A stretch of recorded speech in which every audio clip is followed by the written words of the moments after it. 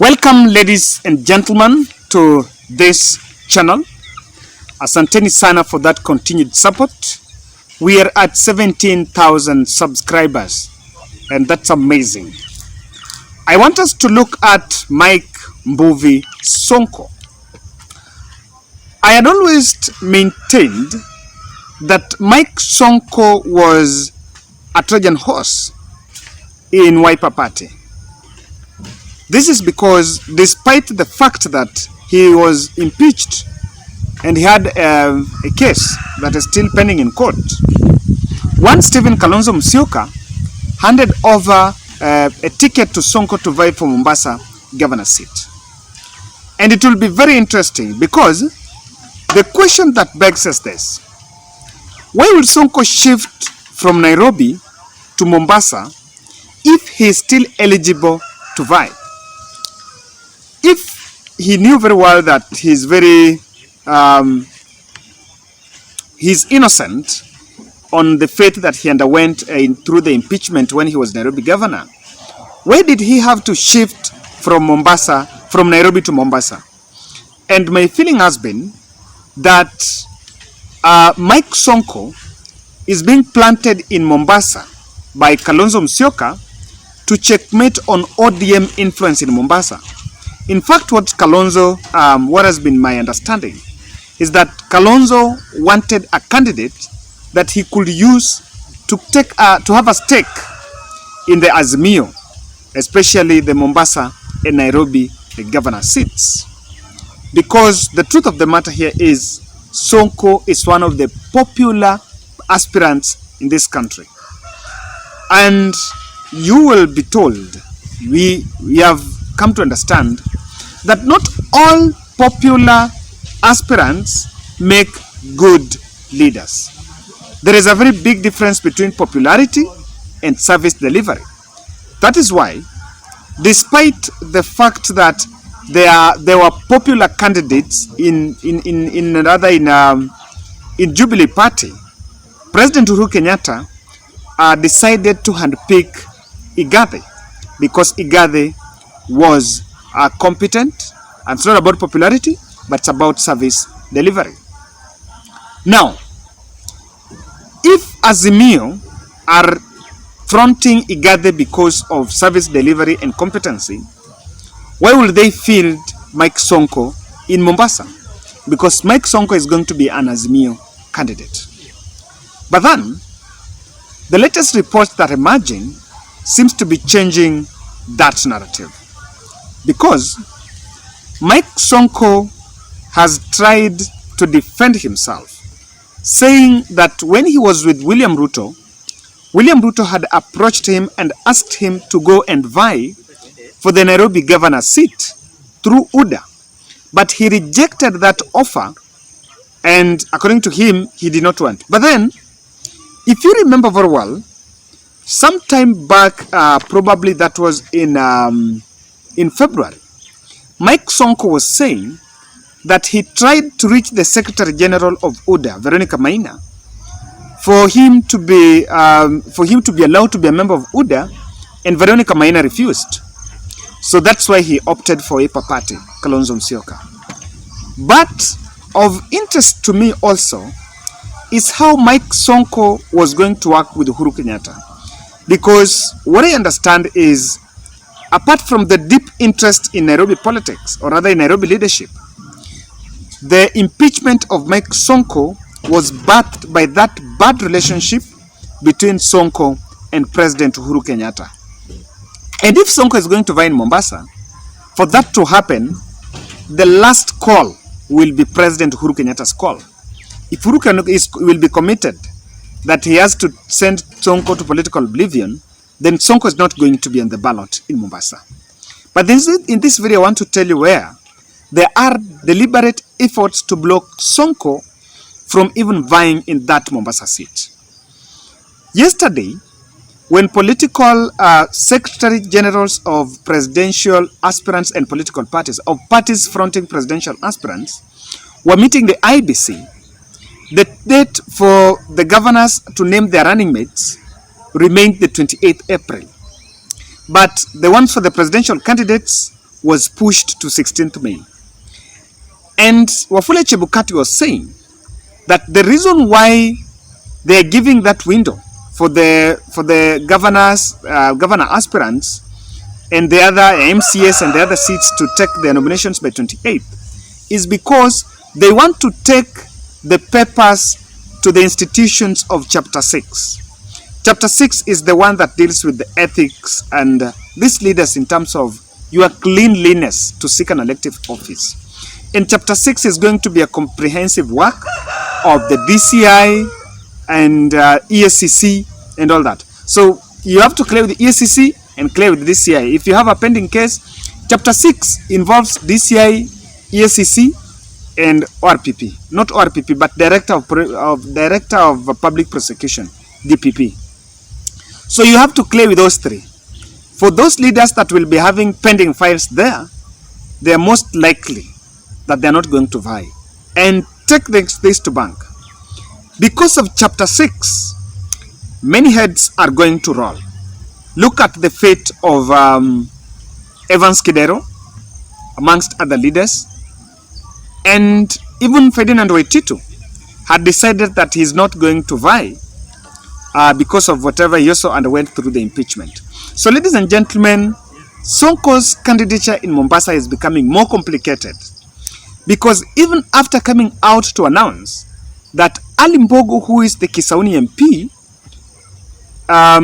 had stepped down in his favor, Ali Mbogo came out and said that there is still no deal between him and Mike Sonko, because Ali Mbogo was initially the Wiper governor candidate there, but when Sonko entered Wiper, Sonko brokered a deal and came out in press to say that Ali Mbogo had accepted to deputize him, and though they were going to Mombasa.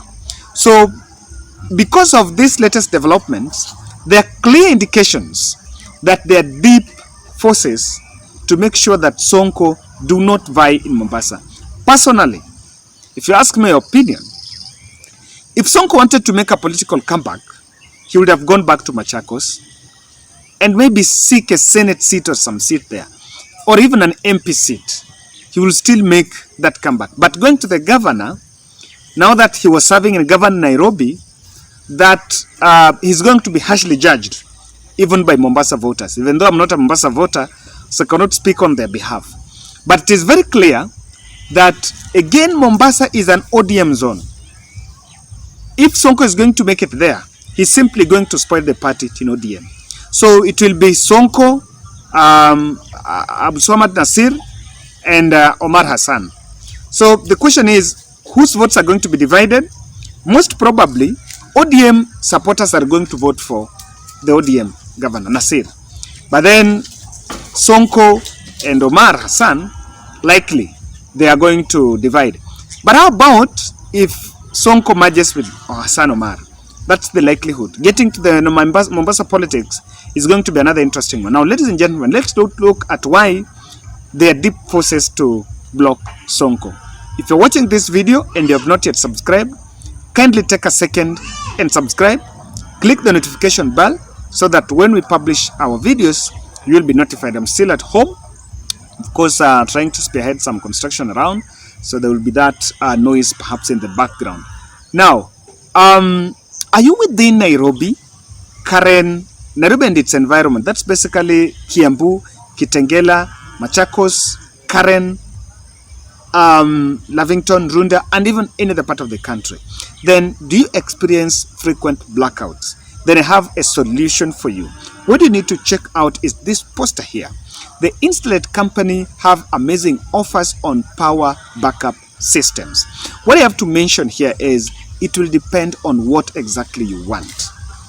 They have packages from 125,000 to 195,000. And do you just know that solar, the solar system, going solar is one of the best ways, and it can reduce your electricity bill to zero. How exactly will that happen? I want you to contact them here. Their number is 0722 818 883. 0722 818 883. Please make it clear it's from Kevin Odua. 4 reasons why Sonko is going to have a trouble in Mombasa. The deep interest in the port by both Uhuru and Joho.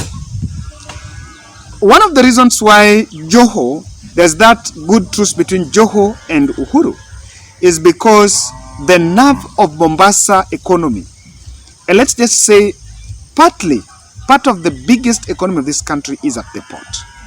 And there are very big investments there. Sonko might not be trusted by both Joho and Uhuru, because first, Joho and Sonko don't meet eye to eye. Even if you talk about interest, these fellas' differences are personal. I don't know, for whatever reason. And the president also does not trust Sonko.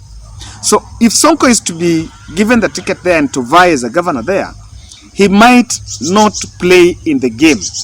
But again, interestingly, he's also learnt the hard way, because what he underwent through in Nairobi County was birthed by the president. So he might also have learnt his way. But one of the reasons why it's going to be tough for him is because of Joho and President Uhuru Kenyatta's interest at the port. The other aspect that you cannot underestimate is there is going to be a judicial protest against Mike Sonko's candidature. Remember, at the height of the case that was going on, the impeachment case that he tabled in the judiciary in one of the courts, Sonko will then come out and give dossiers of clips of judges and lawyers on how they conspired to deny him justice. Those were very personal attacks on individuals and the institution of judiciary. And if you also agree that BBI was taken down by the judiciary, then the judiciary might also revisit Sonko's bad blood with them. And just because of that, the case that is going on will be used against him, and he might not even get there because they also don't trust him. But then, how about the third aspect on Kalonzo's influence? Because why Kalonzo is bringing Sonko is he desperately wants to take control of Mombasa.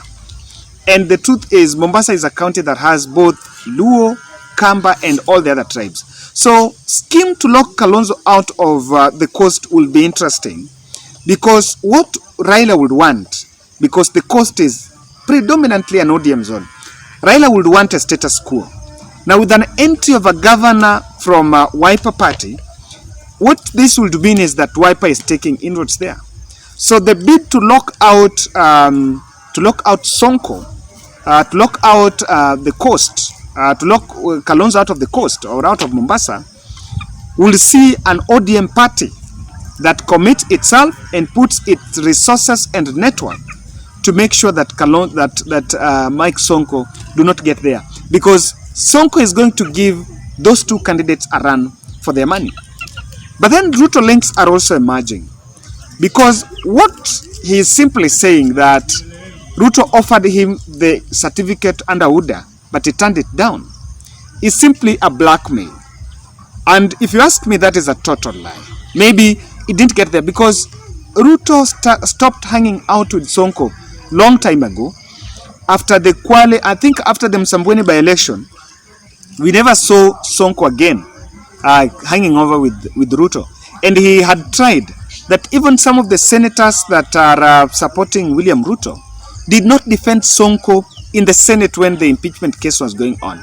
So he has a bitter pill against Ruto. But then, saying that Ruto handed him over that certificate is just to try to explain to the voters, especially in Mombasa, that he is not Ruto's mole in Kalonzo.